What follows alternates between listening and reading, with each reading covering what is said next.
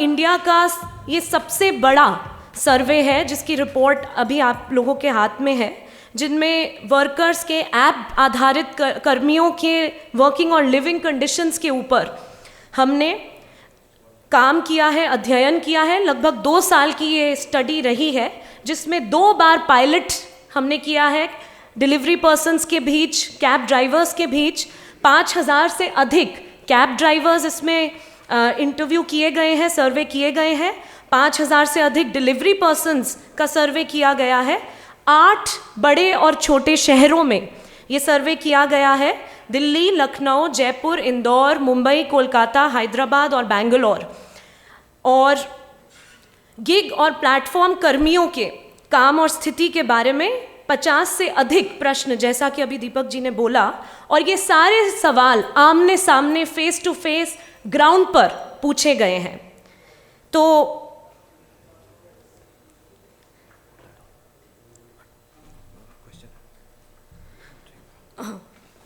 सबसे पहले एक बार क्वेश्चनर पे नजर मार लेते हैं कि ये जो 50 सवाल थे ये किन बिंदुओं पर थे। तो काम करने का समय, सबसे बड़ी जो हमें हार्ड हिटिंग चीज लगी वो थी कि 83% कैब ड्राइवर्स 10 घंटे से अधिक काम कर रहे हैं। वहीं 78% डिलीवरी पर्सन्स 10 घंटे से अधिक काम कर रहे हैं। और हम जानते हैं कि हमारी जो 8 घंटे की शिफ्ट की लंबी लड़ाई जो हमने लड़ी थी, इतना ही नहीं 31% कैब ड्राइवर्स 14 घंटे के भी ऊपर काम कर रहे हैं। और एक बहुत इंटरेस्टिंग, मैं आपको फील्ड से एक एनेक्डोट बताऊं तो कुछ एक डिलीवरी पर्सन ने बोला कि मैं एक पार्ट टाइम स्कीम से जुड़ा हूँ ज़ोमैटो की। तो मैंने पूछा उस पार्ट टाइम स्कीम में क्या है, तो उन्होंने बोला कि ये स्कीम में सिर्फ 8 घंटे आपको ऑनलाइन रहना पड़ता है। तो वो 8 घंटे उनकी इमेजिनेशन में पार्ट टाइम था, यानी 16 घंटे तक आप जो है फुल टाइम काम कर सकते हैं। तो ये आज की दयनीय स्थिति हो गई है जो आप देख सकते हैं। मासिक कमाई, तो अब जब इतना काम कर रहे हैं, इतनी देर सड़कों पर रह रहे हैं, तो कमाई तो होनी ही चाहिए। पर हमें क्या मिलता है कि 43% कैब ड्राइवर्स महीने में 15,000 रुपये से भी कम कमाते हैं। अब ये सब खर्चे निकाल के हमने कैलकुलेट किया है। जब आप क्वेश्चनर के सवाल देखेंगे तो उसमें फ्यूल कॉस्ट, चाय पानी का खर्चा, डेली का उनका खर्चा है, तेल पानी का, फिर उसके बाद महीने का जो उनका मेंटेनेंस का खर्चा है, ये सब चीज़ों को हमने EMIs, जो कि अगेन बहुत बड़ा एक्सपेंडिचर होता है, ये सब खर्चों को हमने कैलकुलेट करके पाया। ये जो आंकड़ा आप देख रहे हैं, डिलीवरी पर्सन्स में 34% डिलीवरी पर्सन्स आप देखते हैं जिनसे हम आए दिन सामान मंगवाते हैं, 10 मिनट के अंदर अंदर जो है सामान पहुंचता है हम तक, वो 10,000 से भी कम कमा पाते हैं। और आप देख सकते हैं ये न्यूनतम वेतन के कितने कम है। इवन जो ऑफिशियल स्टैंडर्ड्स का एक बहुत सैड न्यूनतम वेतन तय किया गया है, उससे भी ये कितना कम है। अब खर्चों के प्रबंधन में कठिनाई, एक सवाल था कि आपको अपने एक्सपेंसेस मैनेज करने में कितनी दिक्कत आती है। तो 72% कैब ड्राइवर्स ने कहा है कि उन्हें खर्चा निकालने में महीने में बहुत दिक्कत आती है। वहीं 76%, 76% डिलीवरी पर्सन्स ने बोला है कि उन्हें खर्चा करने में बहुत संघर्ष करना पड़ता है। कमीशन रेट, आप जानते हैं कि जब कैब ड्राइवर्स हमें ड्रॉप करते हैं पॉइंट ए से पॉइंट बी पे, तो कंपनियां कुछ कमीशन काटती हैं। ऑफिशियली उनकी वेबसाइट में ये कमीशन रेट का जो आंकड़ा दिया गया है वो केवल 20% है। लेकिन हमारे जो सबसे बड़ा संख्या मिली हमें अपने सर्वे में, तो 35% कैब ड्राइवर्स ने बताया है कि कंपनियां 31 से 40% कमीशन काटती हैं और 50% तक भी कमीशन काटी जाती है। इसके लिए हमने और भी सबूत इकट्ठे किए, जिसके ऊपर मैं 1 मिनट में आने वाली हूँ। और ये जो कटौतियाँ होती हैं, कमीशन, थर्ड पार्टी इंश्योरेंस और तमाम कैटेगरीज की, ये मनमानी तरीके से काटी जाती हैं, ऐसा हमें इस स्टडी से मिला। तो 68% कैब ड्राइवर्स ने बताया कि उन्हें ऐप्स से मनमानी और अस्पष्ट कटौती का सामना करना पड़ता है, जो अनफेयर है, आर्बिट्ररी है और अनक्लियर है। तो इसके लिए हमने 50 ऐसे ड्राइवर्स दिल्ली, हैदराबाद, लखनऊ, दिल्ली, हैदराबाद और जयपुर में हमने 1700 से अधिक राइड्स का डेटा, एक महीने के स्पैन ऑफ टाइम में हमने उनके राइड्स के स्क्रीनशॉट्स का डेटा भी इकट्ठा किया। और उसमें आप देख सकते हैं अभी उदाहरण के तौर पे कि अगर उनका जो कैश कलेक्टेड है, यानी जो पैसे कस्टमर ने दिए हैं वो लगभग 984 है, लेकिन योर अर्निंग्स यानी जो ड्राइवर के खाते में उनकी जेब में पहुंचता है वो 485 है। इसी तरीके से आप यहाँ पे देख सकते हैं, हमने कुछ सैंपल लगा रखा है कि कितना गैप है और कितने बड़े डिडक्शंस हो रहे हैं।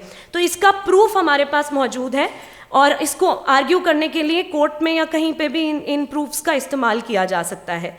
तो आप देखें कि एवरेज परसेंटेज ऑफ डिडक्शंस जो निकल के आ रहे हैं ड्राइवर्स की अर्निंग्स में से वो 31% के भी ऊपर जाते हैं।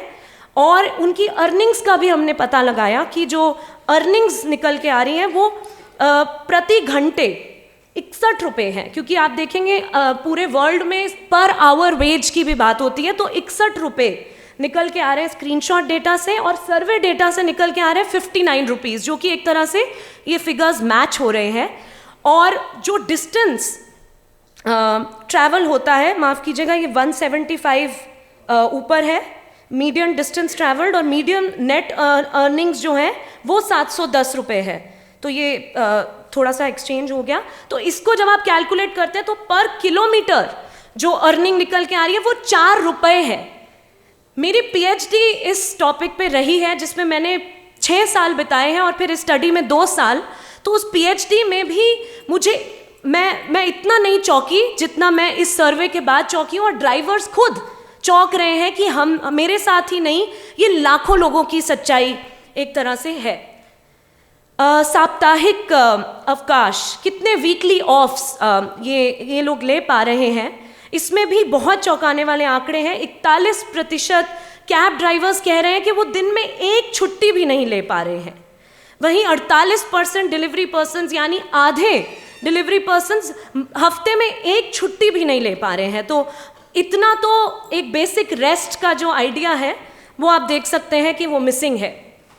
Family time, leisure time, quality time with your own kids, ये तक नसीब नहीं हो रहा है हमारे ड्राइवर और डिलीवरी साथियों के साथ। तो 67% कैब ड्राइवर्स बता रहे हैं कि वो परिवार के साथ नेग्लिजिबल, नामात्र समय बिता पा रहे हैं। वहीं 65% डिलीवरी पर्सन्स बता रहे हैं कि वो अपने परिवार के साथ समय नहीं बिता पा रहे हैं। अब इसमें कई सारे जो वर्कर्स थे वो माइग्रेंट वर्कर्स भी थे, जो काम तो बड़े शहरों में आकर करते हैं पर उनके घर कहीं और होते हैं, तो वो अपने घर तक नहीं विजिट कर पा रहे हैं। लंबी छुट्टी पे 2-4 दिन के लिए भी अगर उन्हें जाना है तो उन्हें बहुत सोचना पड़ रहा है। तो 86% कैब ड्राइवर्स कह रहे हैं कि वो सुख दुख में या कोई दिन त्योहार परिवार के पास भी विजिट नहीं कर पा रहे हैं।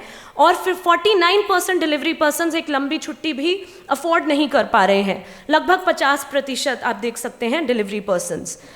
एक बहुत इम्पॉर्टेंट पहलू है जो हमने इस स्टडी में कैप्चर किया है, physical and mental health of the workers, जिसको बहुत ही नज़रअंदाज कर लिया जाता है और फॉर ग्रांटेड लिया जाता है। तो उनकी जो फिजिकल हेल्थ है, शारीरिक स्वास्थ्य और मानसिक स्वास्थ्य, 99.3% कैब ड्राइवर्स ने बताया उन्हें कोई ना कोई शारीरिक स्वास्थ्य संबंधित समस्याओं का सामना करना पड़ता है। पैर में दर्द, घुटने में दर्द, और जोड़ों में दर्द, पीठ में दर्द, सर में दर्द, और इवन बीपी, शुगर और इस तरह के कार्डियक इश्यूज़ भी रिपोर्ट किए गए हैं। तो ऐसी यंग उम्रों में भी, अब जब आप देखेंगे, अभी हम बहुत कुछ तो नहीं प्रेजेंट कर सकते कि क्या उनकी जो सोशो इकोनॉमिक प्रोफाइल्स थी, एज ग्रुप थे, कौन से सोशल कैटेगरी से लोग आ रहे हैं, ये सभी पूछा गया उन सवालों में। तो 99.3% यानी 0.7% ही ऐसे कैब ड्राइवर्स थे जिन्होंने कोई शिकायत, उन्होंने बोला कि कोई शिकायत नहीं है हमें फिजिकल हेल्थ को लेकर। वहीं 98.5% कैब ड्राइवर्स ने बताया है कि उनका जो मानसिक स्वास्थ्य है वो कहीं ना कहीं उससे रिलेटेड समस्याएं चल रही हैं। एंग्जाइटी, पैनिक अटैक्स, एंगर और शॉर्ट टेम्पर्डनेस, इरिटेबिलिटी, इस तरह की उनको स्ट्रेस संबंधित बहुत समस्याएं आती हैं। और ये सच है कि हर वर्क में स्ट्रेस होता है, पर यहाँ पर जो आंकड़े मिल रहे हैं कि सिर्फ 1.5% लोग कह रहे हैं कि हमें कोई समस्या नहीं आ रही मेंटल हेल्थ रिलेटेड, तो मुझे लगता है ये अपने आप में एक बहुत बड़े खुलासे की तरह है। एक बहुत बड़ा मुद्दा जो हमारे साथियों ने रिपोर्ट किया, रिस्पोंडेंट्स ने, वो था आईडी ब्लॉक का मुद्दा। मनमानी तरीके से कंपनियां आईडी ब्लॉक कर देती हैं, चाहे एक कैंसिलेशन कर दे ड्राइवर तो आईडी ब्लॉक हो जाता है, इस तरह की समस्याएं रिपोर्ट की गई हैं। तो कैब ड्राइवर्स में 83% ने बताया कि आईडी ब्लॉक उनके लिए बहुत नेगेटिव इम्पैक्ट करता है, जिसमें से 47% ने बोला कि उन्हें ये सबसे ज़्यादा अफेक्ट करता है इस काम में। डिलीवरी पर्सन्स में 87% ने बताया कि आईडी ब्लॉक की समस्या उन पर बहुत नेगेटिव इम्पैक्ट करती है। तो ये एक बहुत बड़ा मुद्दा निकल के आया है, जिसमें एक पक्ष, अगर एज अ कस्टमर हम कोई कंप्लेंट डाल दें तो सामने वाले ड्राइवर या डिलीवरी पर्सन का पक्ष नहीं सुना जाता है। वहीं हम सब एक तरह से ग्राहक रह चुके हैं, हम सब कुछ न कुछ ऑर्डर करते हैं। मैं आपसे ये बताना चाहूँगी कि ये रिपोर्ट जिस पैकिंग पेपर में पैक हुई है वो भी हमने रात को डिलीवरी पर्सन से मंगवाई, उनको फिर हमने रिपोर्ट भी दिखाई, समझाया भी, पर 10 मिनट के अंदर अंदर वो हमारे पास आ गई थी। तो कस्टमर बिहेवियर किस तरीके का है वो भी बहुत बड़ा एक सवाल है।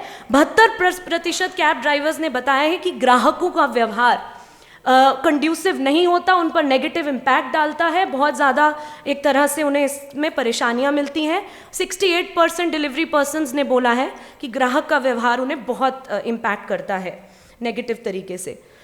फिर एक, जैसा कि मैंने बताया कि जो रिलीजन है इन रिस्पोंडेंट्स का या उनकी सोशल आइडेंटिटी, सोशल कैटेगरी है, उनके कोरिलेशंस हमने निकाले इन अर्निंग से, वर्किंग आवर्स से। तो उसका एक उदाहरण आप देखिए कि एससी और एसटी कैटेगरीज में जो कैब ड्राइवर्स हमने जिनसे बात की, उनमें से 63% जो हैं वो 14 घंटे से अधिक काम कर रहे हैं।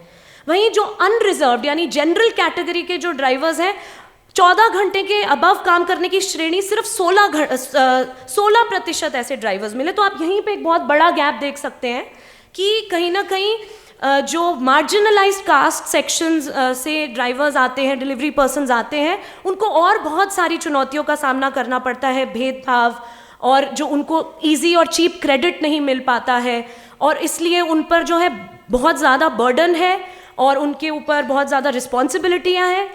शायद तभी हम देख रहे हैं कि उन्हें और भी ज़्यादा काम करने पड़ रहे हैं। 10 मिनट डिलीवरी का जो मुद्दा है, जैसे कि अभी बात कर रहे थे तो ऑनरेबल जस्टिस जी ने भी ये बात बोली कि 10 मिनट डिलीवरी का जो मुद्दा है वो दयनीय है। दवाई और इम्पॉर्टेंट चीज़ों के अलावा नहीं लगता हमें कि ये ज़रूरी होना चाहिए, और ऐसा 86% डिलीवरी पर्सन्स ने इसे कंप्लीटली अनएक्सेप्टेबल कहा है। तो आई होप कि जो ये रिपोर्ट में ये कंपनियां और पॉलिसी मेकर्स सब इस बात को सुने और इस पर गौर फरमाएं। काम पर हिंसा, violence at work, 47% cab drivers ने बोला है कि उन पर किसी ना किसी प्रकार का कोई हिंसा हुई है, हिंसा का सामना करना पड़ा है। वहीं 41.5% डिलीवरी पर्सन्स ने बोला है कि उन्हें हिंसा का सामना करना पड़ा है। ये भी मुझे लगता है कि बहुत चौंकाने वाली बात है। कई सारे किस्से हम न्यूज़ रिपोर्ट्स में देखते हैं और कई सारे ऐसे किस्से जो रिपोर्ट होते भी नहीं हैं। तो ये यहाँ पर एक तरह से आंकड़े निकल के आपके सामने आ रहे हैं कि लगभग आधे प्रतिशत जो है कैब ड्राइवर्स और डिलीवरी पर्सन्स किसी ना किसी प्रकार की हिंसा का सामना कर चुके हैं। और क्वेश्चनेयर का समय शायद अभी नहीं है, तो एक बार क्विकली हम एक बार क्वेश्चनेयर दिखा देते हैं कि किस तरह के सवाल हमने कैप्चर किए।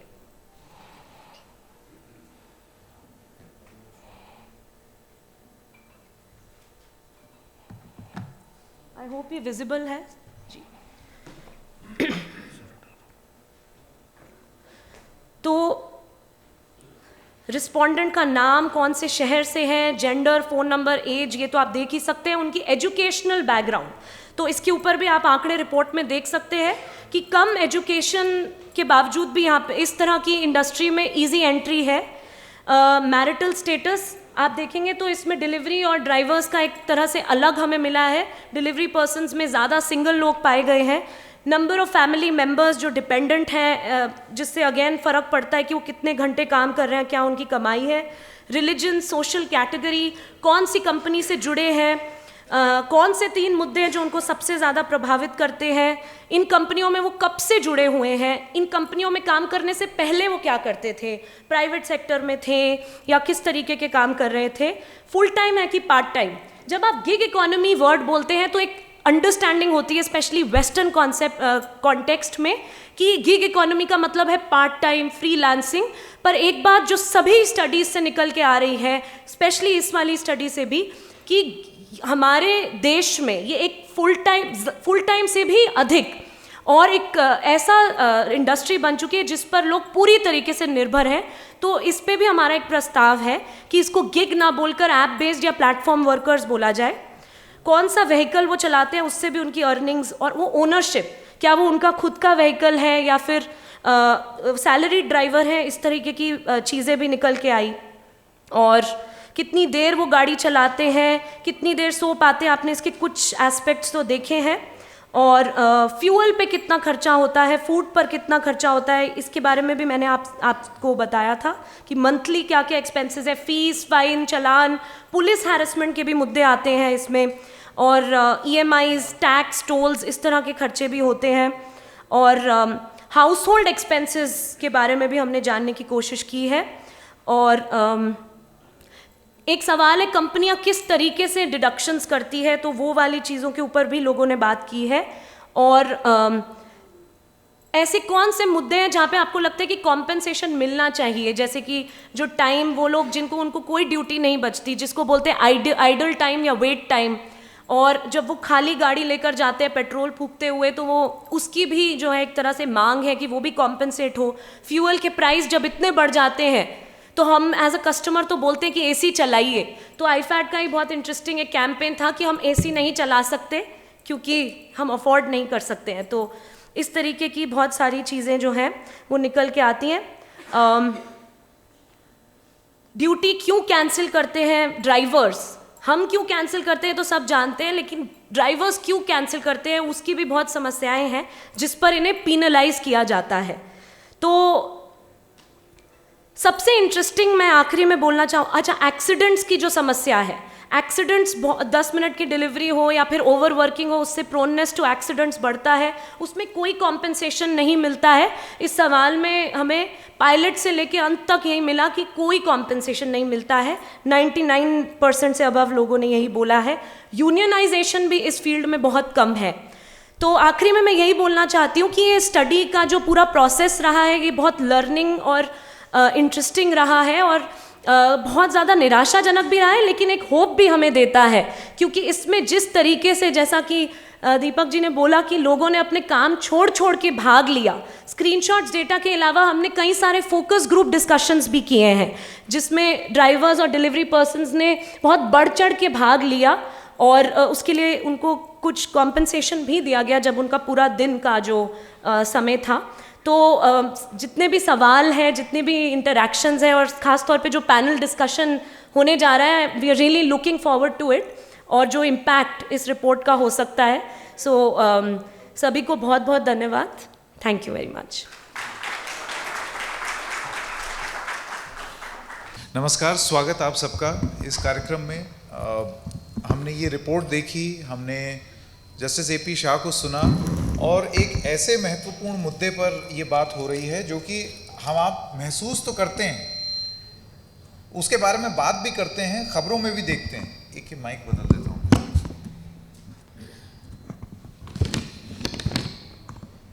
तो कोई चीज़ एक ऐसी जिसको हम महसूस भी कर रहे हैं, खबरों में भी देख रहे हैं, उसके बारे में चिंता भी कर रहे हैं, उसके लाखों व्यूज़ भी हो रहे हैं, लेकिन फिर भी कुछ बदल नहीं रहा है।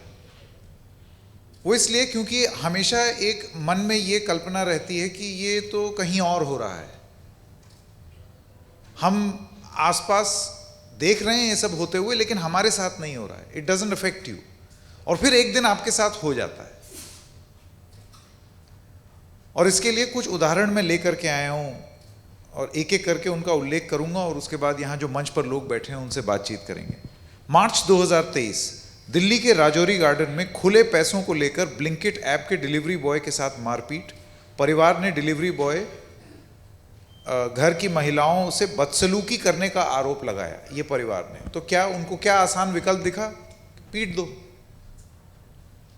अक्टूबर 2023 दिल्ली में महिपालपुर में कैब चालक को सड़क पर घसीटकर उसकी हत्या और कार लूटकर भागे। अगस्त 2023 मेरठ में खाने के ऑर्डर की डिलीवरी करने पहुंचे 2 युवकों के साथ भीड़ ने मारपीट की। मार्च 2023 को दिल्ली के राजौरी गार्डन में फिर से खुले पैसे को लेकर के लूटपाट हुई।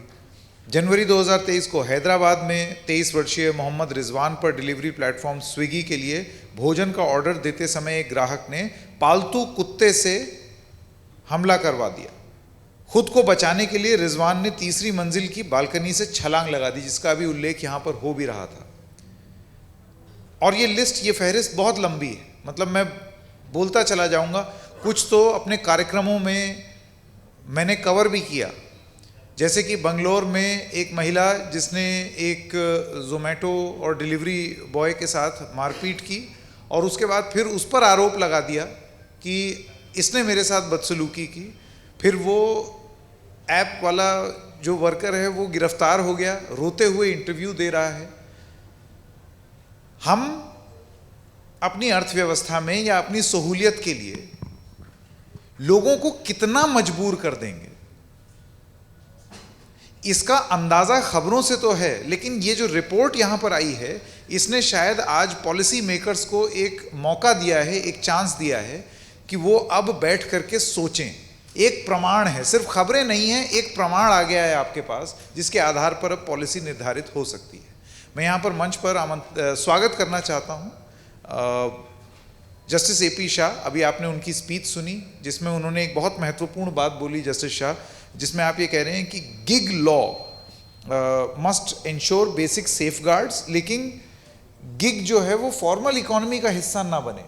मैं आपसे थोड़ा सा ये जानना चाहूँगा कि इस नतीजे पर आप क्यों पहुँचते हैं और क्यों ये ज़रूरी हो जाता है कि ये भेद करके रखें, ये मैं आपसे जानना चाहूँगा। हमारे साथ मैं और लोगों का भी इंट्रोडक्शन करा दूं। शेख सलाउद्दीन साहब हैं, जनरल सेक्रेटरी हैं IFAT के और Telangana gig and platform workers union.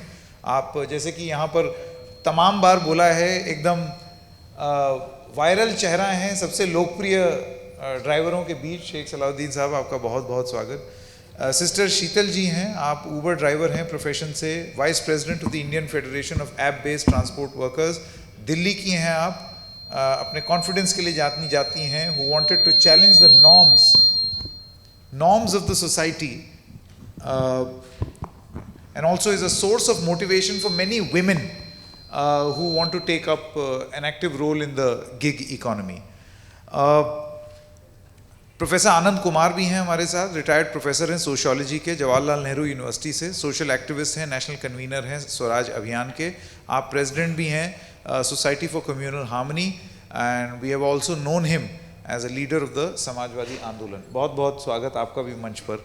और हमारे साथ मंच पर मेरी ही बिरादरी के अजय तिवारी जी, सीनियर कॉरेस्पॉन्डेंट हैं राष्ट्रीय सहारा के, पॉलिटिकल न्यूज़ कवर करते हैं, लेकिन किसानों, मज़दूरों, इनको लेकर के आपका जज्बा जो है वो इस चीज़ से प्रदर्शित होता है कि आज आप यहाँ पर इतना समय दे रहे हैं। आपका बहुत बहुत धन्यवाद तिवारी जी। सबसे पहले मैं जस्टिस शाह से ही पूछ करके शुरू करना चाहता हूँ। जस्टिस शाह, जब यहाँ पर एक प्रदर्शन हुआ और ये कहा गया कि जब सरकार ये कहती है कि उनसे जब सवाल पूछा गया कि आपने कितने रोजगार दिए, रोजगार कहाँ हैं, तो एक तर्क ये दिया गया कि क्या जो टैक्सी चलाता है उसको आप रोजगार नहीं मानते हैं। एक पकौड़े वाली बात भी थी, लेकिन फिलहाल उसको रहने देते हैं। लेकिन कहने का मतलब सरकार की तरफ से ये था कि ये जो इनफॉर्मल गिग वर्कर्स हैं ये भी तो वर्कर्स ही हैं। लेकिन फिर यहाँ पर बात हुई कि फिर उनके इंटरेस्ट को प्रोटेक्ट कौन करेगा। आपका ये मानना है कि इंटरेस्ट प्रोटेक्ट हों, लेकिन जो संगठित क्षेत्र हैं उसके नियम के हिसाब से ना हो, नए हिसाब से नियम बने। मैं बस आपसे समझना चाहता हूँ कि आप ये भेद क्यों रखना चाहते हैं, क्यों ज़रूरी? मैं ये भेद मैं नहीं रखना चाहता, ये भेद उसी में है।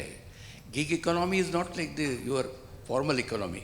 Gig economy is a phenomenon in, अभी ये 21वें शतक में आ गया है।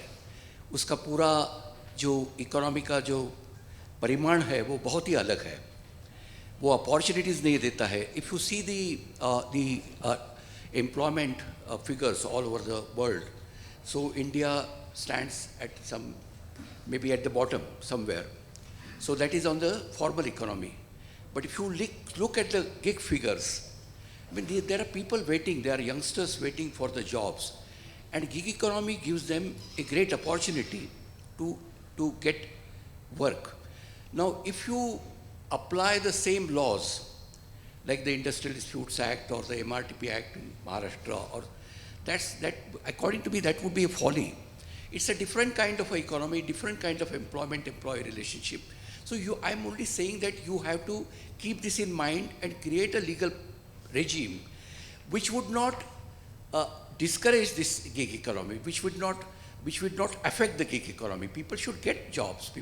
But what is required to be done is, all we have seen the malpractices throughout this presentation.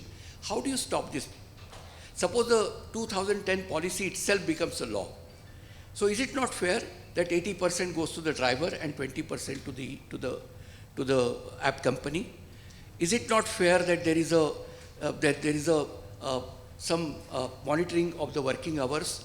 So we need that kind of a law. I'm saying that just mechanically don't pull out something which we are familiar with and apply to the gig economy. Sheikh साहब, मैं आपके पास आना चाहता हूं. जैसे अभी जब justice Shah बोल रहे थे, तो पत्रकारिता में भी मेरे ख्याल से अजय सर भी इस चीज़ को मानेंगे, किसी भी चीज़ को समझने का सबसे सही तरीका होता है कि आप उसकी परिभाषा को जानने की कोशिश करें. गिग गिग गिग गिग इस शब्द का प्रयोग इकोनॉमी में और लोगों के संदर्भ में लगातार हो रहा है. तो क्या हम पहले जानते हैं गिग शब्द का अर्थ क्या है? तो डिक्शनरी के हिसाब से गिग का अर्थ होता है a job, specially one that is temporary और freelance and performed on an informal और डिमांड बेसिस. अब मैं आपसे ये जानना चाहता हूँ शेख साहब, क्या अब क्योंकि बेरोजगारी इस कदर है इस देश में कि लोगों ने पहले एक टेम्पररी काम को अपनाया कि चलो कुछ समय ये करके देख लें, उसके बाद जो लोग वो काम मुहैया करा रहे हैं उन्होंने उसको टेम्पररी समझा नहीं, घंटे इतने बढ़ा दिए जैसे कि इस रिपोर्ट में आ रहा है, और उसके बाद अब लोग भी मान बैठे हैं कि गिग नहीं है, यही मेरा काम है. तो दिक्कत तो परिभाषा में ही आ गई. ये जो गिग वर्क जैसा आपने कहा, ये बाहर कंट्रीज़ के अंदर जो पार्ट टाइम वर्कर्स है वो वहाँ से लेके आए. ये सारे जो एग्रीगेटर कंपनीज़ हैं ना, चाहे वो ओला, ऊबर, स्विगी, जोमेटो, अमेज़ॉन, फ्लिपकार्ट, बोलते कि फ्रीलांस अपने मर्जी माफिक वर्कर काम कर सकता हो. मगर आप रिपोर्ट में बड़े पैमाने पे देखे होंगे, बहुत अच्छी बात निकल के आ गई सर्वे के अंदर कि कोई भी 6-8 घंटे से कम करा नहीं मैक्स. अभी मैं रिपोर्ट देख रहा था, 6 घंटे काम करने वाले को क्या हम gig worker, part time worker बोल सकते क्या इंडिया में? नहीं बोल सकते. 8 घंटे काम करने वाले को कोई पार्ट टाइम बोलते क्या? नहीं. 8 घंटे से ऊपर काम करने का जो अधिकार है उसको 10 घंटे 12 घंटे कर रहे तो ये बोल रहे कि हम 8 घंटे के अंदर लाए. तो उस टाइम पे जो वर्कर का वेज हो, जो वर्कर का सोशल सिक्योरिटी है, जो वर्कर का वेज इंश्योर है, वो एग्रीगेटर कंपनीज नहीं दे पा रहे. बहुत सारे एग्रीगेटर कंपनीज बोलते हैं कि मल्टीपल प्लेटफॉर्म्स पे एग्रीगेटर वर्कर्स काम करते. यस, इसलिए काम करना पड़ रहा, मजबूरन आपके एक ऐप के ऊपर आधारित ना हो, मल्टीपल ऐप के साथ काम करने के वजह से उनको बैक टू बैक बुकिंग्स आना है. अगर जब आपके एक ऐप पे अगर जब आपके पास रहे तो आप एक वेज इंश्योर बनाओ कि हम आपके पास 8 घंटे अगर जब लॉगिन रहेंगे तो उसका आप कितना बिजनेस देंगे. बिजनेस गारंटी तो कंपनी नहीं दे सकती. इकोनॉमी में जो है बिजनेस गारंटी को अगर जब लाएंगे तो एग्रीगेटर कंपनी पहले ही बोलते हैं कि हम बिजनेस गारंटी देने वाले नहीं. हम ये बोल रहे हैं कि आप वेज तो इंश्योर करो कि एक वर्कर शाम में 8 घंटे तक काम करा तो इतना पैसा घर को लेके जाए. एटलीस्ट वो तो बात करना स्टार्ट करना चाहिए. और एक बात, ये एग्रीगेटर कंपनी जितने भी है ये सारे बोलते हैं कि पार्टनर्स. अब पार्टनर्स भी चले गया वर्ड, नया वर्ड आ गया यूज़र्स. अब ये अपनी भाषा को, अपने लैंग्वेज को लीगल में कितना बदल सकते, उनके हाथ में है बदलने के लिए. जब एग्रीगेटर बोला जाता था स्टार्टिंग में, बहुत सारे ड्राइवर्स को नहीं मालूम था कि एग्रीगेटर क्या है। बाद में आप जैसे लोग से हमारे को सुन के समझने सीखने के लिए सिर्फ 2 साल लगे ये एग्रीगेटर है क्या। उसके बाद में मालूम हुआ एग्रीगेटर माने ब्रोकर, सरलता में बोलना है तो ब्रोकर के माने दोनों के बीच में जो है एक को काम लेना एक को काम दिलाना, दोनों का बॉन्डिंग करा के पैसे कमीशन मार के खाना। इतना सीख गए हम लोग। तो चलो इसका मोटा अर्थ है कि ब्रोकर है, ये कमीशन एजेंट्स है। तो वो commission agent simply sitting monthly getting, खाली एसी के अंदर बैठ के 30% कमीशन, पहले तो 5% था, 10% हो गया, 15% हो गया, 30% कमीशन ले रहे पर राइड पे। क्या वो वाजिब है क्या? ये हमारी सबसे बड़ी मांग है कि आपका कमीशन जो है, जैसा अभी शाह साहब ने भी कहा, असंगम साहब ने भी कहा कि मोटर व्हीकल एग्रीगेटर गाइडलाइंस एक गाइडलाइंस है, उसके अंदर क्लियरली बोला गया कि आप 20% से कमीशन बढ़ के नहीं ले सकते। मगर आज के तारीख में आप देख रहे होंगे वर्कर्स के पास से जैसा रिपोर्ट में से आंकड़े निकल के आ गए 30-35 तक आपसे कमीशन लिया जा रहा, विद प्रूफ्स के साथ है हमारे पास। तो ये जो रिपोर्ट है आज के तारीख में बहुत ही मायने रख सकती। ये एविडेंस है, बहुत सारे वर्कर्स से प्रूफ लिया गया, डेटा का एविडेंस कलेक्ट किया गया। मैं अभी आकृति जी से वही बात कर रहा था, ये सारे डेटा है क्या, वॉइस कॉल्स है, वॉइस रिकॉर्ड्स है, वीडियोस है फील्ड पे, और सबके कंसर्न्स भी है, और इनके स्क्रीनशॉट्स के साथ हम लोग ने सर्वे किया। पूरा हमारे पास सेफ डेटा है, हम कहीं पे भी किधर भी जाके चैलेंज कर सकते हैं डेटा को लेकर। शीतल जी, आपसे मैं सवाल पूछना चाहता हूँ, ये सबसे महत्वपूर्ण सवाल है। जब पुरुष इस गिग इकोनॉमी से जुड़ते हैं, ओला, ऊबर, स्विगी, जोमेटो के पार्टनर्स बनते हैं, तो एक ठीक है, एक उस तरीके की दिक्कत नहीं होती, क्योंकि वो इन अ मेल डोमिनेटेड सोसाइटी आप घूम सकते हैं, कामराडरी होगी, आप किसी को फ़ोन। महिलाओं के लिए ऐसे ही चुनौती है, वर्कफोर्स में चुनौती है, उसके बाद गिग इकोनॉमी में महिलाओं के लिए क्या चुनौती है? क्योंकि ये तो एक जब पुरुषों को इस तरीके के 12 घंटा 14 घंटा, तो जिनको पहले से ही डिस्क्रिमिनेशन फेस करना पड़ रहा है, संगठित क्षेत्र में भी उनके साथ भेदभाव होता है, तो गिग इकोनॉमी में उनके साथ क्या होता है, उसके बारे में आप थोड़ा सा बताइए। ये तो हम महिलाओं के लिए सीट पर बैठते ही स्टार्ट हो जाती है। हम लोगों ने जैसे ही सीट पे गाड़ी में पैर रखा नहीं हो, ये हमारी शुरुआत वहीं से हो जाती है। आप राइडर्स को ले लीजिए या उबर्स को ले लीजिए, हम लोग मोस्टली बहुत अधिकतर लड़कियां जो हैं अब उबर के साथ जुड़ी हुई हैं। ओला फिर भी नहीं, लेकिन उबर के साथ बहुत सारी लड़कियां जुड़ी हुई हैं। और बताना चाहूँगी कि परेशानियाँ ये तो ना तो ख़त्म होने का नाम ले रही हैं, और ख़त्म कब होगी ये नहीं मुझे पता। आकृति जी ने बहुत अच्छे से एक्सप्लेन किया, सर ने भी बहुत अच्छे से बताया, मतलब मेरे बोलने के लिए कुछ है ही नहीं। आकृति जी ने हमारे पर सर्चिंग की, कुछ उनके पास स्क्रीनशॉट हैं जो हम में से ही किसी से कलेक्ट किए होंगे उन्होंने, वो बहुत अच्छे से बताया गया है हर चीज़ को कि हमारी कितनी परसेंटेज कटती है, राइडर्स हमसे मतलब किस तरह से हमारी कंप्लेंट डाल देते हैं, उस पर सुनवाई भी हो जाती है। उबर कभी ये नहीं पूछता है कि ये जो राइडर है ये ओरिजिनल है क्या, क्योंकि उसने तो एक फ़ोन उठाया और ऐप बना ली, ऐप डाउनलोड करी और वो हो गया राइडर। लेकिन हमसे भी अगर उन्होंने एक मेल डाल दिया कि ड्राइवर ने हमसे पैसे ज़्यादा लिए हैं, तो वो मान ली जाती है बात। मेरी इस लाइन में बहुत सारी बहनें ऐसी हैं जो कि विडो हैं, सिंगल मदर हैं। मुझे नहीं पता जी, मैं इतने अच्छे से बोलना नहीं जानती हूँ, लेकिन कोशिश कर रही हूँ बोलने की, क्योंकि आज यहाँ बहुत सारे लोग हैं जो कि हमें समझने की कोशिश कर रहे हैं और समझ भी रहे हैं। तो अपने ये दिल की बात बताना चाह रही थी बस, कि हमारे बीच में अभी एक बहन के साथ भी एक एक्सीडेंट हुआ था। ये 9 जनवरी 2023 की बात है, जिसमें हमारे शेख सलाउद्दीन सर, संगम सर, इन सब ने बहुत हेल्प की हमारी कि उसे हाईलाइट करवाया, क्योंकि वो जिस दिन हुआ वो उसी दिन ख़त्म भी हो गया। हमारे बीच में है प्रियंका, रात को 2:30 बजे वो पिकअप के लिए जा रही थी और उसको कुछ लड़कों ने बोतल तोड़ के उसके गले पे मारकर उसके संग हादसा किया। मेरी लड़ाई सर वहीं से शुरू हुई है कि मैं वैसे 2015 से उबर से जुड़ी हुई हूँ, लेकिन कभी इतना ध्यान नहीं दिया। सुनती थी परेशानियाँ, मैं भी देखती थी, लेकिन जब बात प्रियंका पर आई तो लगा यार कि ऐसा नहीं होना चाहिए ना, ये तो हमारे संग भी कभी हो सकता है। टचवुड इतने सालों में नहीं हुआ, लेकिन हो सकता है। लेकिन जब उसे कोई नहीं नतीजा मिला तो फिर ऐसे तो हम बेकार ही हो जाएंगे, हमारी तो कोई वैल्यू ही नहीं है। तो आज भी हम हिंदुस्तान में हैं ज़रूर, आज़ाद, लेकिन हम आज़ाद नहीं हैं। बहुत सारी बंदिशें हमारे ऊपर हैं, फैमिली की तो रहती हैं, लेकिन अब ये उबर जो विदेशी कंपनी है इतनी बुरी तरह हमारे ऊपर कुंडली मार के बैठी हुई, मैं बता नहीं सकती इस चीज़ के लिए।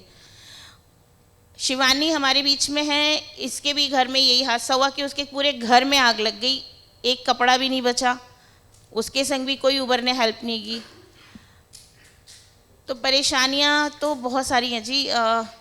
सीट पे बैठते ही हमें टॉयलेट्स को लेके बहुत सारी इशू है, और जहाँ टॉयलेट्स की बात आती है तो समझ लीजिए बहुत सारी बीमारियाँ, जैसे कि एक्सप्लेन हो ही चुका है, शुगर, थायराइड, बीपी और भी बहुत सारी चीज़ें जो कि लेडीज़ में उनकी अपनी पर्सनल प्रॉब्लम्स को लेके भी हो जाती हैं। तो आप सब यहाँ समझने वाले हैं, शायद मैं उतना नहीं बोल पा रही हूँ, लेकिन बहुत अच्छे से आप लोगों ने सर्चिंग किया हमारे ऊपर। जो मैं समझ सकता हूँ, ये एक उम्मीद आपको दिखती है इस रिपोर्ट में, अपने लिए, अपनी जैसी और साथियों के लिए। आप इसको एक उम्मीद की तरह देखती हैं इस रिपोर्ट को, और इससे आपकी उम्मीद क्या है?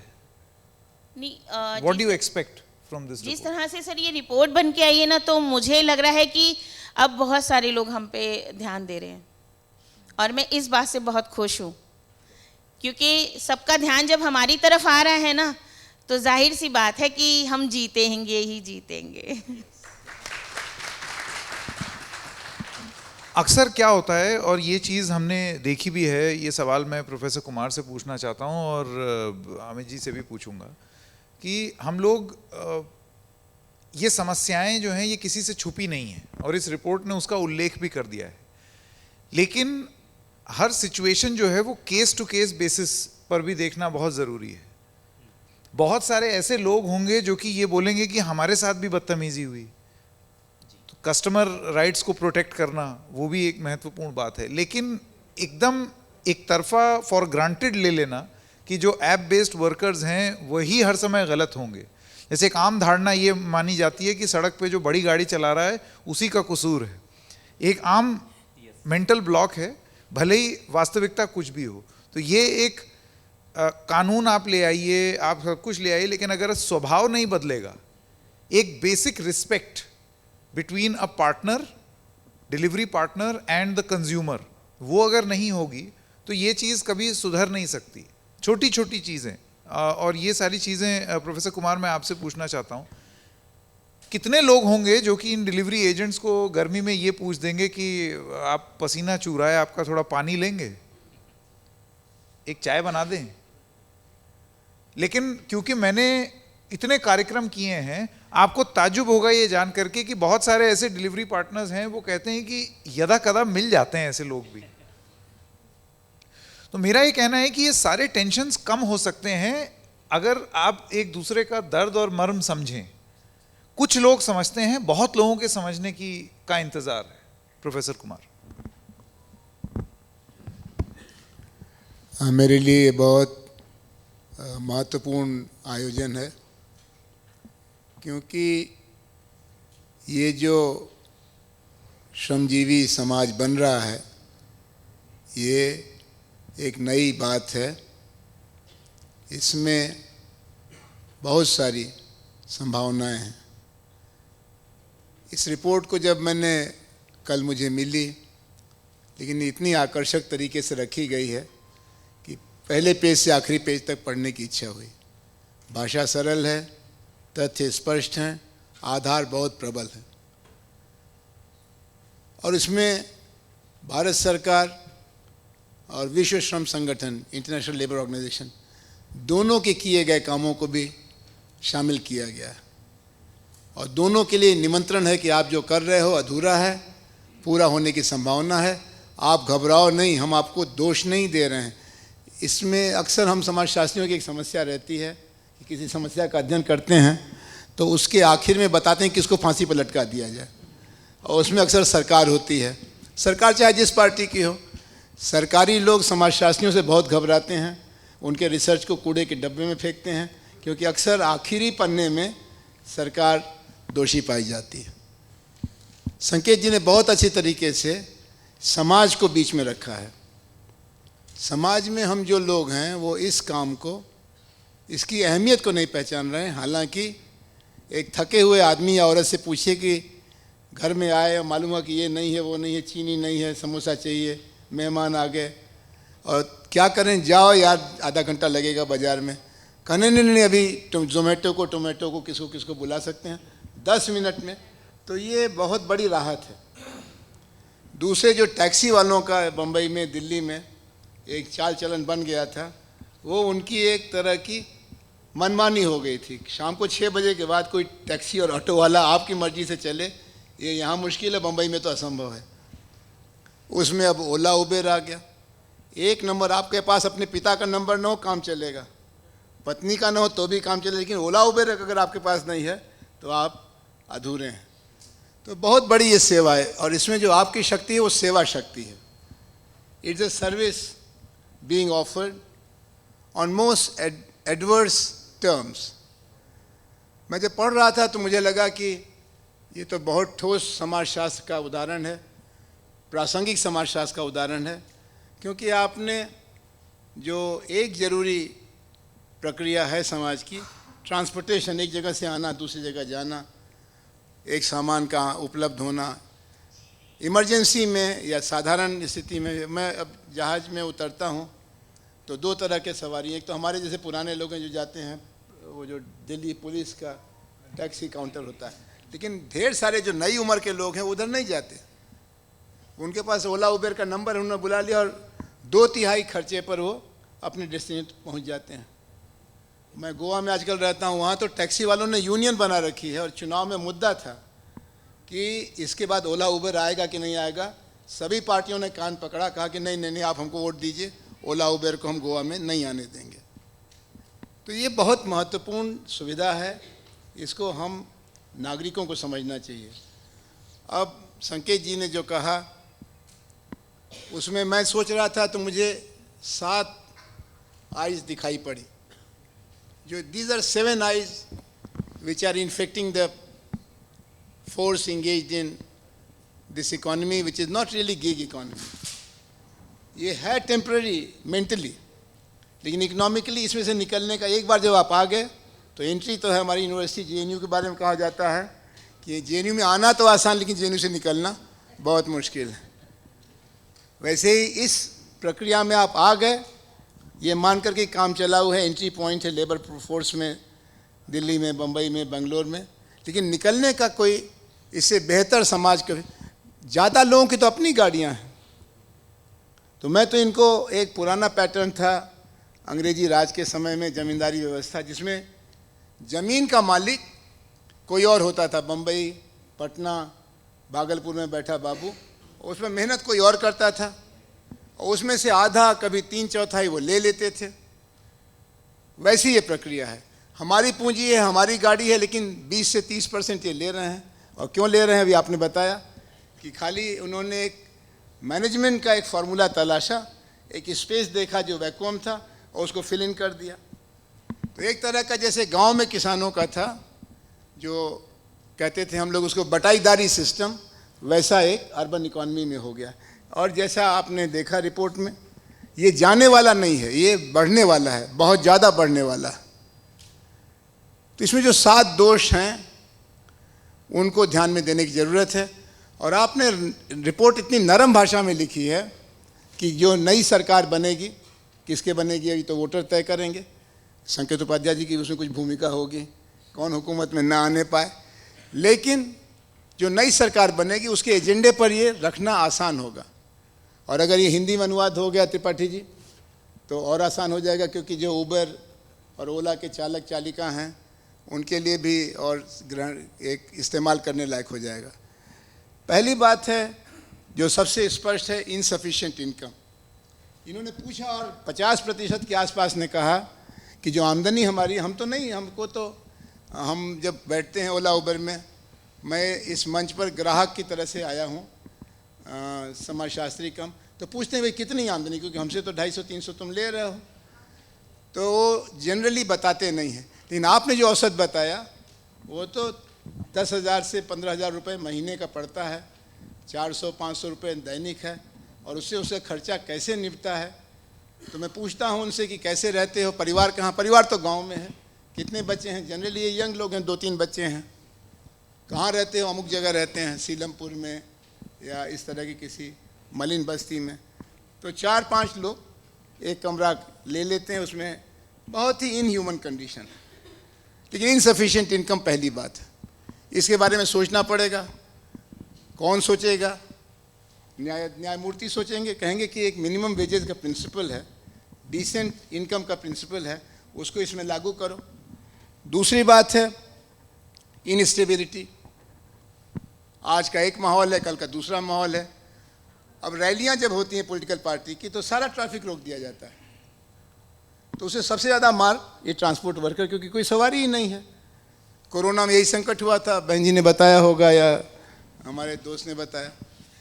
ये जो इनस्टेबिलिटी है इसका समाधान आपने बताया कि हमको एम्प्लॉय ट्रीट करो, 8 घंटे जब हमने काम किया, 10 घंटे काम किया, तो न्यूनतम तो कुछ मिलना चाहिए। इसमें कंपनी अपने मुनाफे से हिस्सा दे। उसमें जस्टिस शाह ने कहा कि इसको इनफॉर्मल रखने दो, फॉर्मलाइज करोगे तो इसे प्राइवेट सेक्टर में रिजर्वेशन की मांग है, वो होने वाला नहीं है।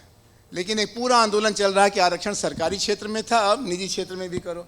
निजी क्षेत्र इसीलिए है कि सरकार की पकड़ से बाहर है। वैसे ये भी एक इनफॉर्मल सेक्टर की व्यवस्था है, इसमें फॉर्मल सेक्टर की जो संभावनाएं हैं उनको देखने के लिए यहाँ महेंद्र शर्मा जी बैठे हैं, हिंद मजदूर सभा के, और transport workers, international transport workers के भी लीडर हैं। इन लोगों की मदद की ज़रूरत पड़ेगी, कैसे किया जाए।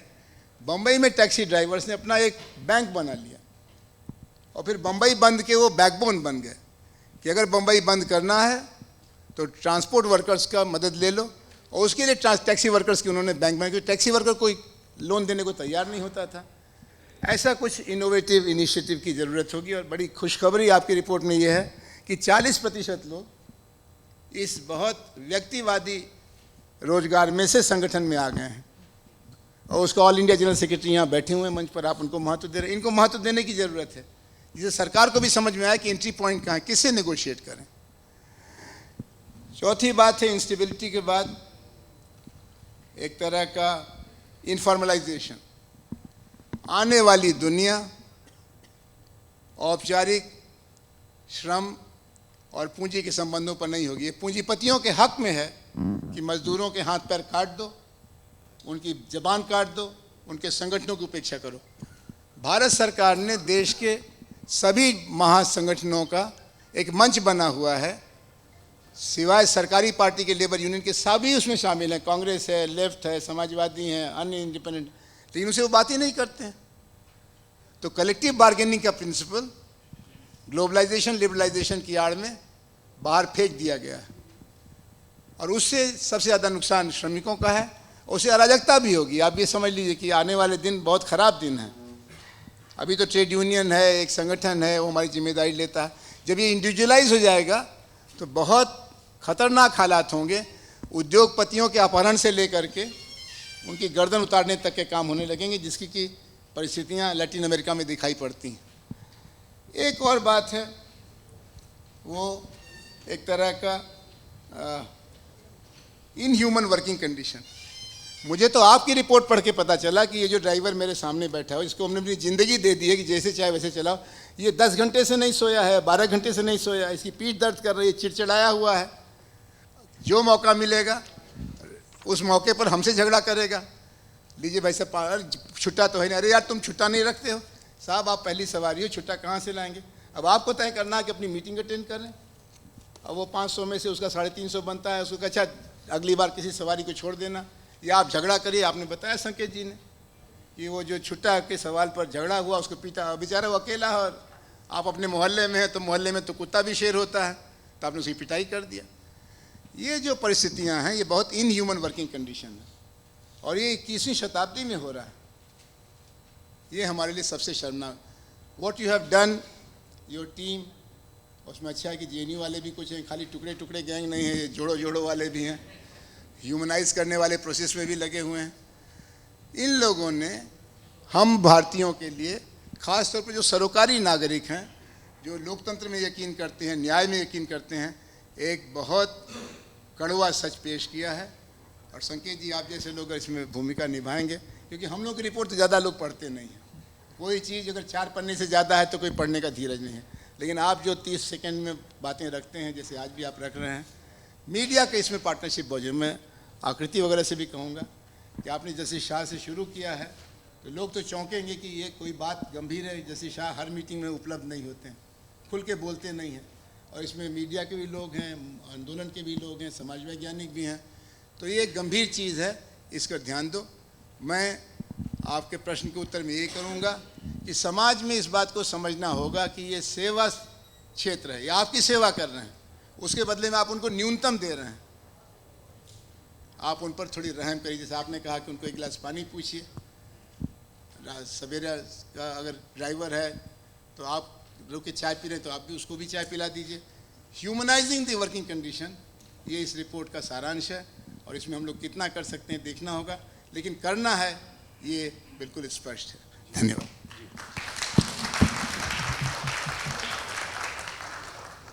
अजय जी के पास अब जाना चाहता हूं। और अजय जी, यहाँ पर पत्रकारों की भूमिका अब तो क्या है, देखिए हर किसी के पास फ़ोन है, हर किसी को यूट्यूब चलाना आता है, तो यहाँ भी बहुत लिबरलाइजेशन हो गया है, लेकिन बात सही से रखना और ऐसी बात बोलना जो सही हो, लोकप्रिय नहीं।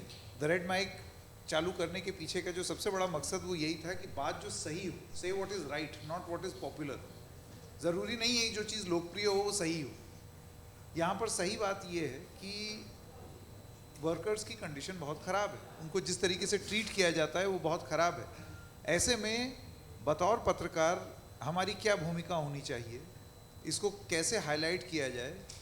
मेरा तो ये मानना है और मेरा ये अनुभव रहा है कि जब जब हमने अपने कार्यक्रम में गिग वर्कर्स की बात की है, तब तब एक मीडिया में ये होता है ना, हमको देखेगा कौन, सुनेगा कौन। I am flipping the argument. ये इतनी बड़ी आबादी है कि आपको लोग हमदर्दी में देखेंगे, अच्छा देखो ये मेरे साथ उस दिन हुआ था, आज देखो इसके साथ हुआ है। लखनऊ का वो प्रकरण अभी भी नहीं भूलता हूँ, जब एक लड़की ने उछल उछल के ड्राइवर को थप्पड़ मारा सड़क पर, बीच सड़क पर, और फिर उसका वीडियो बनाया। अब वो ड्राइवर कहाँ जाए? तो ऐसी स्टोरीज को हाईलाइट करना और मुख्य धारा में ला करके मेन स्ट्रीम करना, आपको लगता है यहाँ से सबसे पहला बदलाव की शुरुआत हो सकती है? जर्नलिज्म में 28 साल हो रहे हैं। महेंद्र शर्मा जी बहुत पहले समय से, संगम जी भी जानते हैं। ट्रेड यूनियन के लोगों के जरिए हमने 2 पे कमीशन पे बहुत काम किया, और वो चाहते थे कि मीडिया का इसमें क्या उपयोग हो सकता था। मैं 28 साल के बाद भी आज निराश पत्रकार नहीं हूँ, पत्रकारिता में बहुत निराशा है। और अगर मैं कांग्रेस पार्टी आज कवर करता हूँ, अगर मुझे लेबर की खबर मिलती है तो मैं वो खबर, पॉलिटिकल खबर छोड़ देता हूँ, उसकी खबर ज़रूर करता हूँ।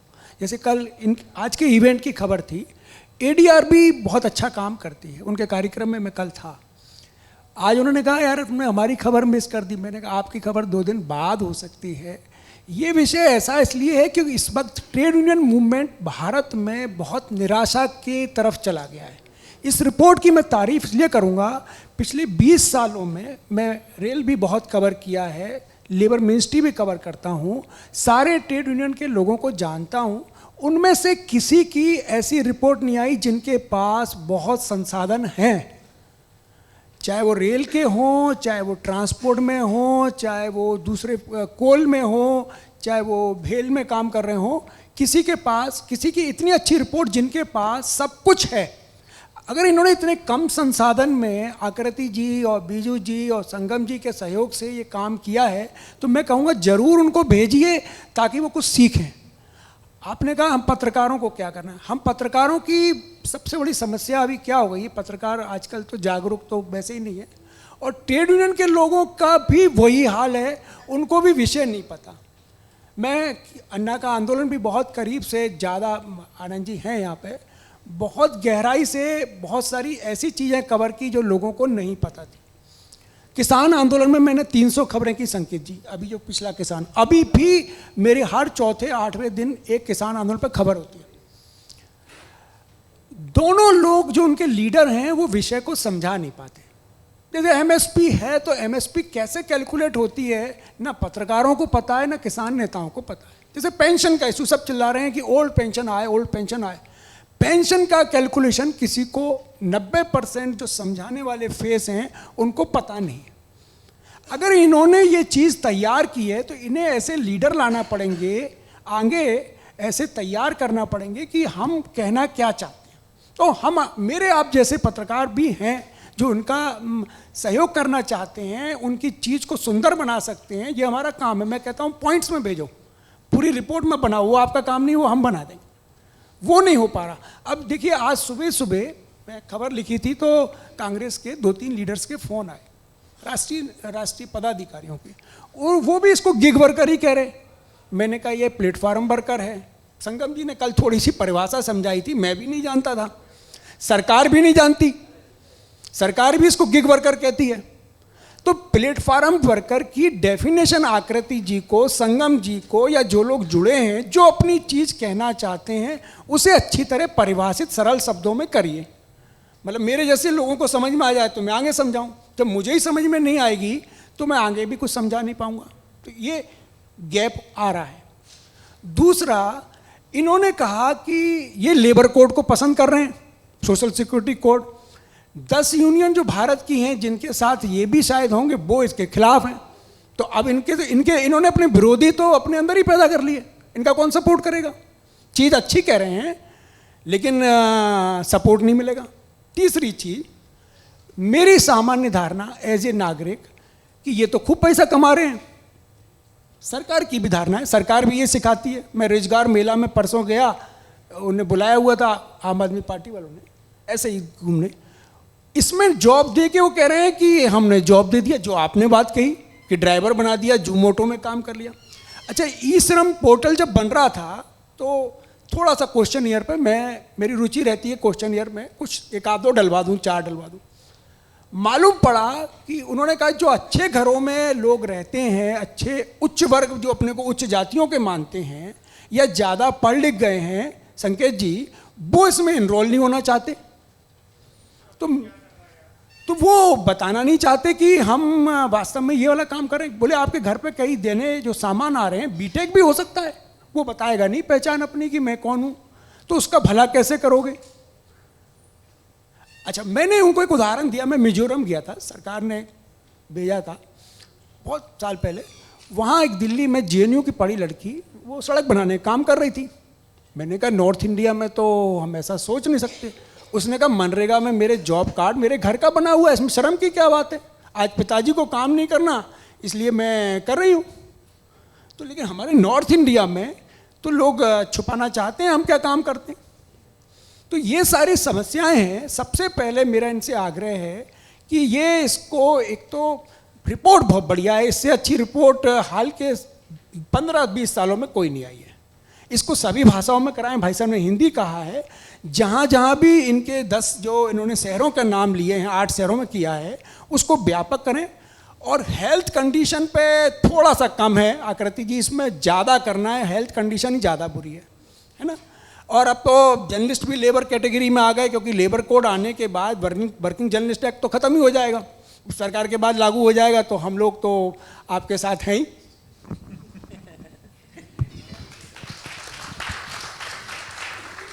क्योंकि वक्त हो चला है, एक आधा सवाल ले लें। हाँ जी, आप वहीं से बोल दीजिए। हाँ। मेरा नाम बंटी है और सर मेरे को ये लगता है कि जो ड्राइवरों की स्थिति आज बस से बदतर हुई है, उसमें सबसे बड़ा हाथ जो है वो मीडिया का है।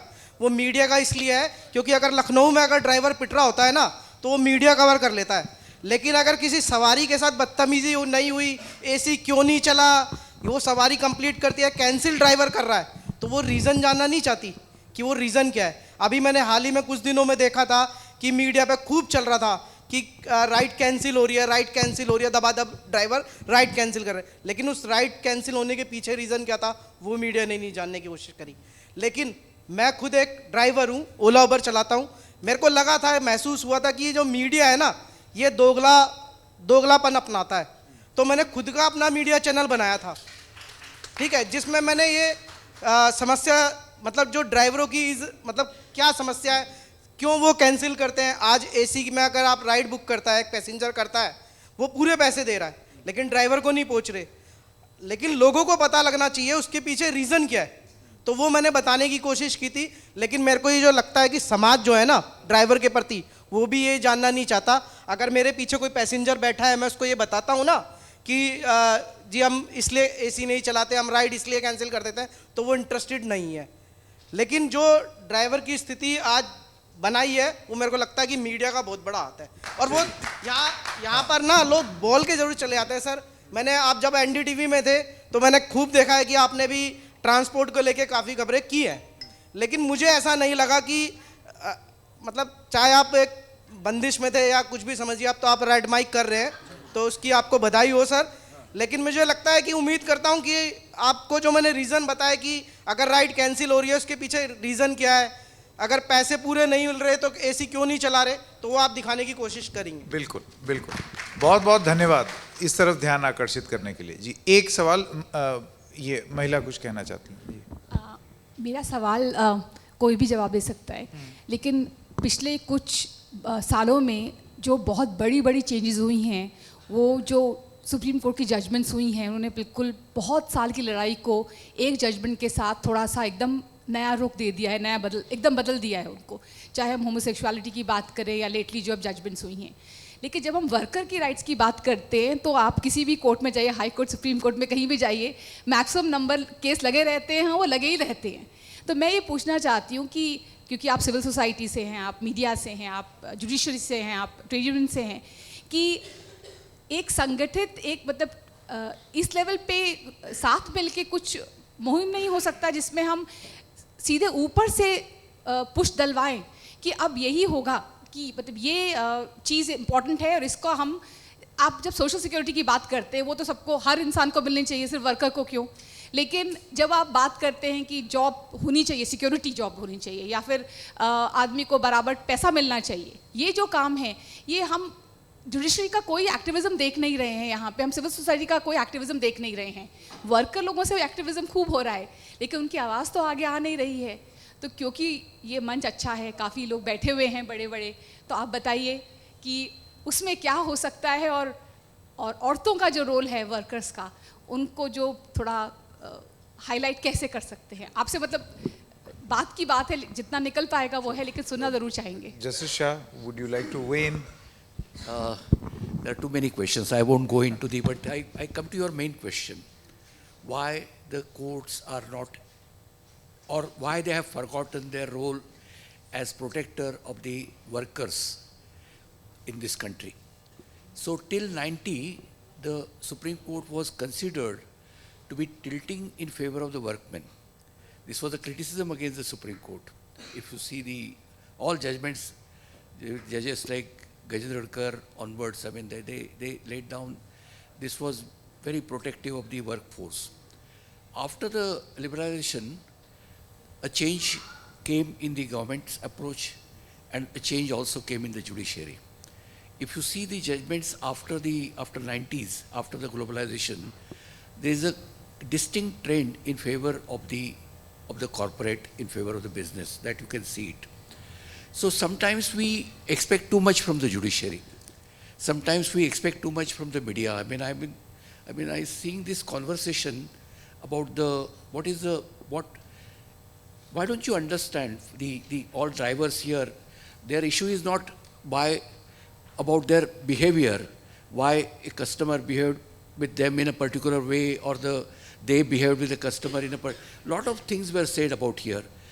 I appeal to the media persons, those also, yeah, मेरे साथ भी बैठे हैं, what we need of the hour is, we need a law, a regulation protecting these workers. You cannot, don't ignore the reality. So if you say that gig means part-time, we are full-time, don't go into this. Let's face the reality. It's going to stay here. It's going to grow manifold. Please mark my words.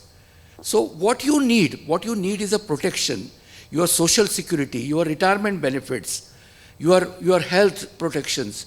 So really, the media should raise voice for the bringing such laws in India. There are some similar laws are prevalent in other countries. One example was given about the Uber drivers case by British courts. So we should really think in those lines.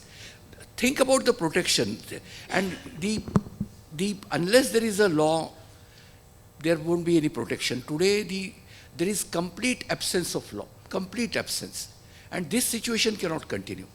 So I appeal to all sectors, whether it's a print journalism or TV journalism. See, this is how and even the unions, they should raise their voice for bringing a law. Otherwise, there won't be any.